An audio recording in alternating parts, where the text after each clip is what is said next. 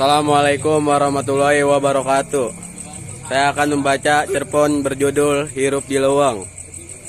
Dina hiji poe di hiji desa letik anu aya di pinggiran leuweung hirup hiji budak lalaki ngaran Dedi. Dedi teh budak nu tumuwuh di tengah-tengah alam. Di mana gunung, leuweung jeung leuweung teh geus jadi bagian tina hirupna. Sanajan hirupna sederhana, Dedi teh boga rasa cinta anu gede ka alam jeung urang sakarulingna. Dedi boga kebiasaan unggah-unggah ka alam unggal poe anjeunna sok ngider ka leuweung ngumpulkeun bahan-bahan kadaharna anu bisa dipake di dapur, sapertos dadaunan jeung buah-buahan leuweung. Tapi poe ieu teh beda dina waktu Dedi keur ngider-ngider di leuweung. Anjeunna manggihan hiji hal anu aneh, hiji kotak kayu anu geus katingali heubeul sareng karatan.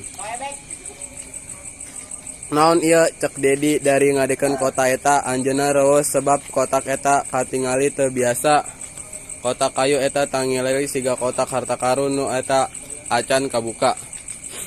Dedi reueus pisan sareng kurasa panasaran anu gede. Anjeunna ngupayakeun pikeun muka kotak eta. Anjeunna ngalakueun eta ari hati-hati. Henteu aya kotak eta rusak saatos sabaraha menit.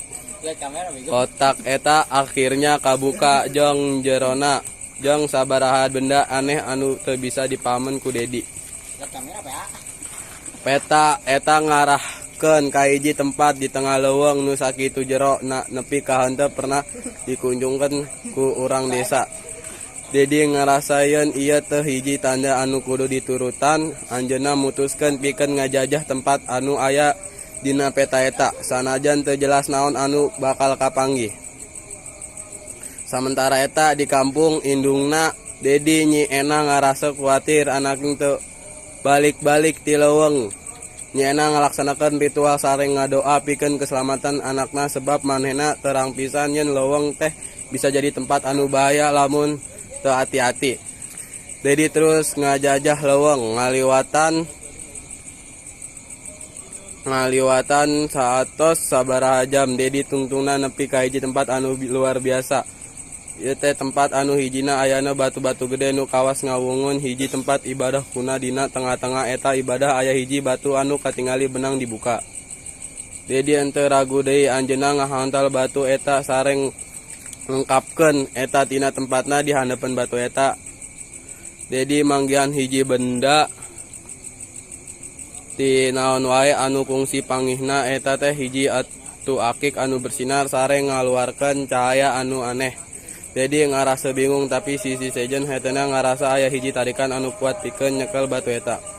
Tiba-tiba suara misterius ngadedekeun di jero leuweung, anaking tong dicandak eta batu. Suara eta nyarita Dedi langsung nangtung bari ngarasa gugup.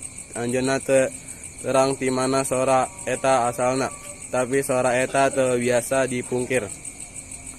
Tungtungna suara eta ngajelaskeun yen batu akik anu aya di hareupeun Dedi teh mangrupakeun batu pusaka anu pohor kuat.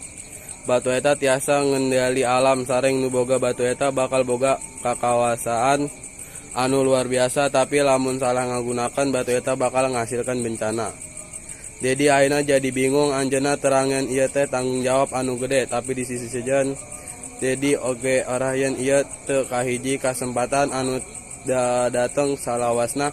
Anjeunna nanya ka suara eta, naon anu kedah kuring lakukan. Suara eta ngajelaskeun yen anu paling penting nyaeta pikeun ngajaga batu eta ti tangan anu salah. Batu ieu teh bagian tina warisan leluhur urang, kudu dipake kalayan wijaksana. Suara eta ngajarkeun Dedi nu hatena geus bingung mutuskeun pikeun balik deui ka desa. Anjeunna ngangkat batu akik eta kalayan ati jeung nyimpenna dina tasna saatos sabaraha jam. Anjeunna balik dieu ka kampung anu ngamimitan janten kuciwa jeung ngadunga yen anakna geus lami teu balik. Saatos balik Dedi ngadugikeun ka indungna ngeuna batu eta jeung paringatan ti suara misterius anu anjeunna pendak. Nyena ngerasa syukur yan anakna selamat, tapi oge sadar yan hirup dedi bakal robah saatos ieu. Batu akik eta henteu ngan ukur ngajantengkeun dedi hiji jalma anu istimewa. Tapi oge ngajantengkeun anjeunna hiji jalma anu kudu ngaharapkeun tanggung jawab anu ageng. Jadi sadar yan alam jeung leluhurna terus ngajaga hirupna sarta ayeuna anjeunna kudu ngajaga batu eta tina jalma-jalma anu boga niat jahat. Kalayan hati-hati dedi bakal neruskeun hirupna ngajajah alam.